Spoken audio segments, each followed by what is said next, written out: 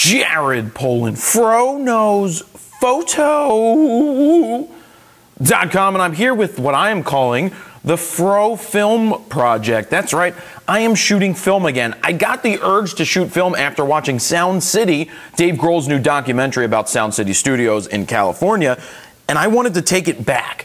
The band Silvertide is getting back together, and I photographed them so many times that it's not even funny.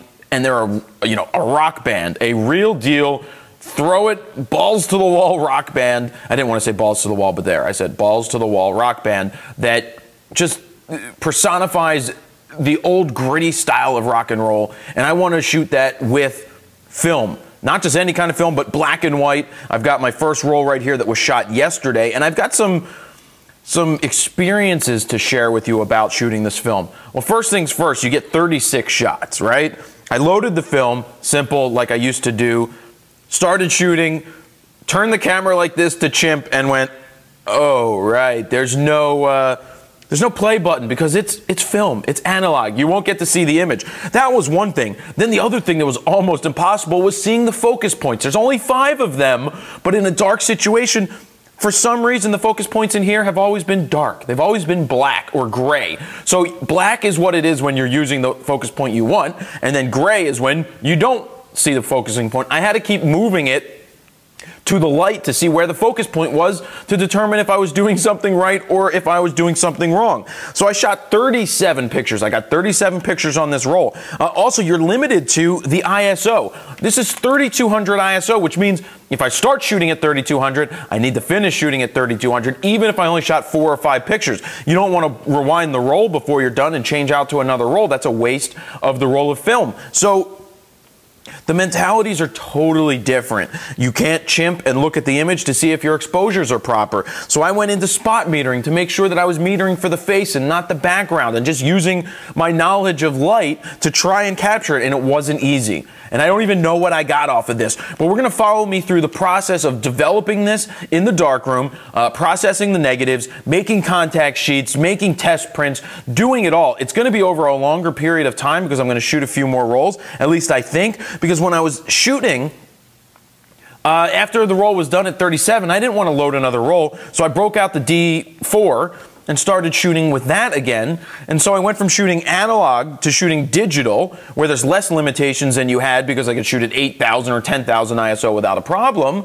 And then I did something else. I got the urge to shoot HD video, and I found that more enjoyable shooting the video because I was seeing the world differently. I was seeing the world as if I was capturing a music type video or a documentary, and I'm seeing the finished product while I'm shooting it because I start to know how the editors are going to edit, and I want to give them certain footage that they can cut to. So I went from using film, which was the means around for 100 years, to shooting the latest and greatest digital camera that's out there, digital SLR, to then using that digital SLR to its fullest extent to shoot video, HD video at that, and I covered the whole gamut. And you know, this is a challenge to shoot film. It really is. And you don't get any instant gratification because you don't know what they look like until you see them maybe a month or 2 later down the road. And yes, it's fun to shoot film, but what the digital is giving us today is an amazing capability to take our visions in our minds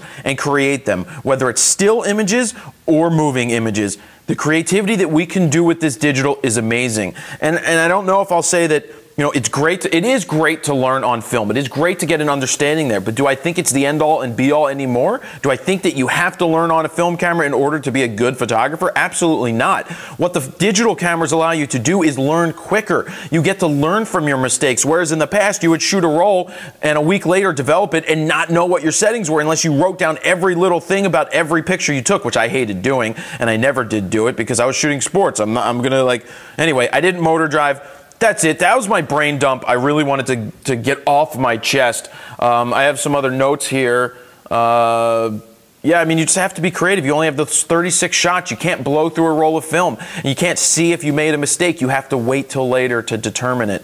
So that is the first Fro Film Project, diary, whatever I want to call it, video. I hope you got something out of it and follow this journey from shooting film to processing it to determining if I'll ever pick up the film camera again. Jared Polin, FroKnowsPhoto.com. See ya.